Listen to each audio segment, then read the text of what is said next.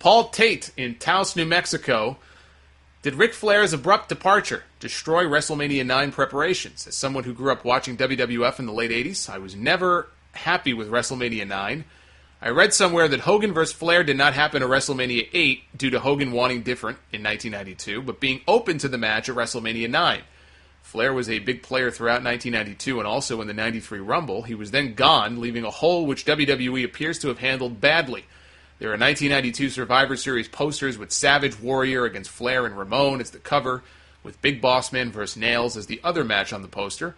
Of course, Mr. Perfect replaced Warrior. Fast forward 2 months to the Royal Rumble, and Bret vs. Razor is on the cover, and other matches are Shawn Michaels vs. Marty Jannetty, Beverly Brothers against the Steiners, and Bam Bam Bigelow against the Big Boss Man. Of these, Jannetty, Beverly Brothers, Bam Bam, and Boss Man did not fight at WrestleMania 9. Also not competing from the Survivor Series cover I mentioned are Warrior, Flair, Savage, and Nails. In other words, the pay-per-views to prepare for the biggest show of 1993 did not strategically place wrestlers properly, and fans got a misorganized show which good performers from previous pay-per-views were missing. Flair and Warrior leaving should not have mattered, as Hulk and Beefcake were back, but were poorly used, as Flair and Warrior's departure to blame. That's a lot to cover. Let's just take this one step at a time. So the reason that Warrior was not at the Rumble, the reason that Warrior was not at WrestleMania 9, and Bret Hart has always maintained that he was told the Ultimate Warrior was going to put him over at the Royal Rumble.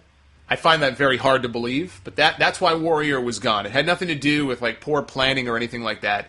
They fired Bulldog, they fired the Warrior, and so that you can't put that on WWE. Okay, those guys got popped for drug violations; they were gone.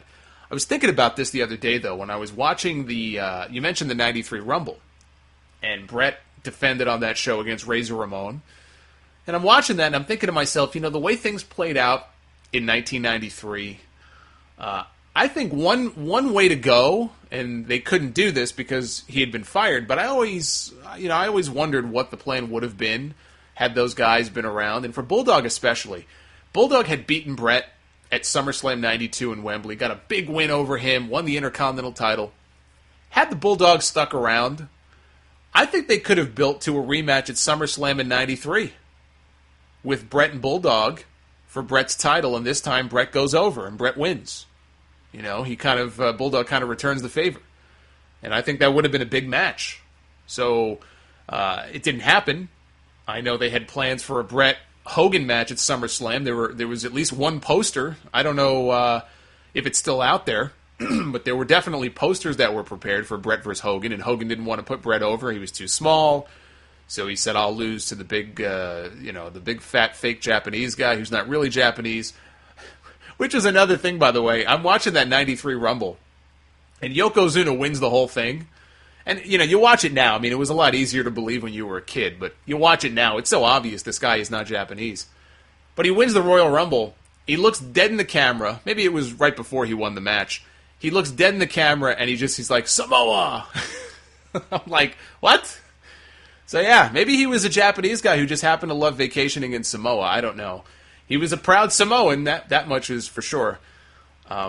So there are a lot of questions that really can't be answered. Is it, the fault of Ric Flair and Warrior being gone that kind of screwed up plans for WrestleMania 9?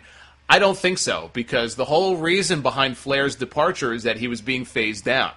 And Flair had an understanding with Vince McMahon that if there ever came a time where he was no longer going to be featured as a top guy in main events, and he was going to be pushed down the card, that if he wanted to, Vince would let him go back to WCW. Which sounds bizarre, that Vince McMahon would agree to something like that, but that's exactly what happened. I don't even think it was anything in writing. I think it was a gentleman's agreement between them, and he started to get phased down. He was not going to be featured in the championship picture anymore. He wanted to go back to WCW. I mean, that's where he came from. Flair was WCW.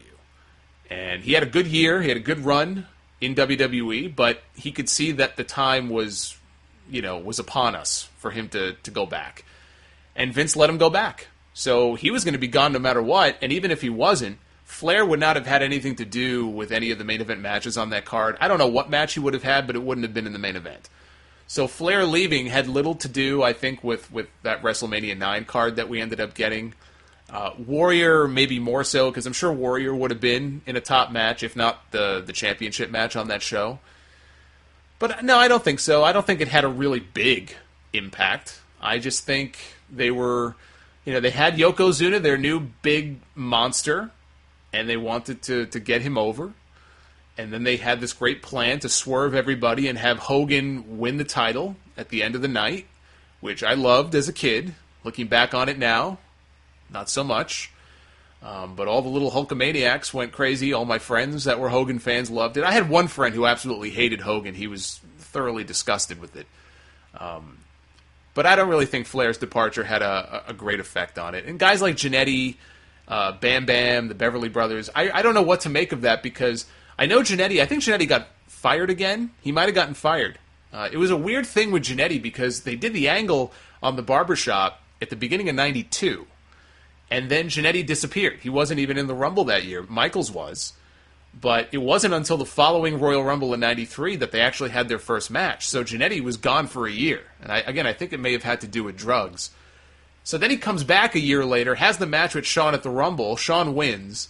And then Jannetty disappears again. And he doesn't show up until May. That's when he showed up on Raw in the disguise, and he beat Shawn for the Intercontinental title on that show. So where was he in those 3 or 4 months? I think he may have been fired again. So Jannetty was a weird one.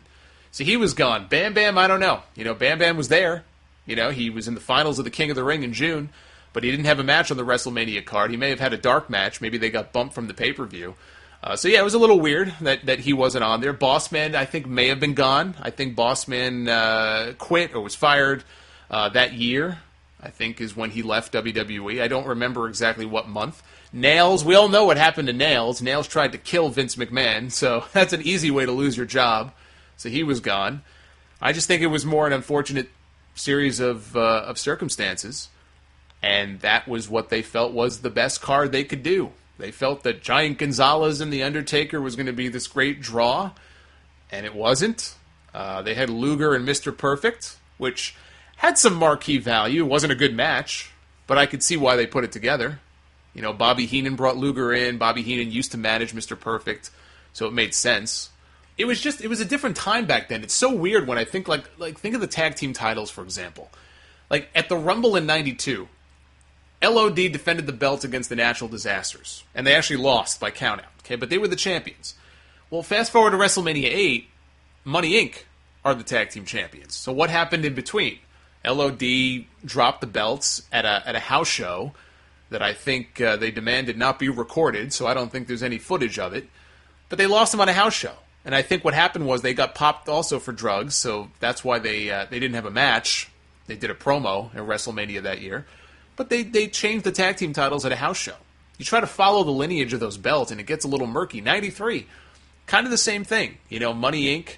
are the tag team champions. They went back and forth a whole bunch of times with the Steiners. I don't think the Steiner brothers got a single tag team title win on television. I think the 2 or 3 times they held those belts, I think, were all on live events.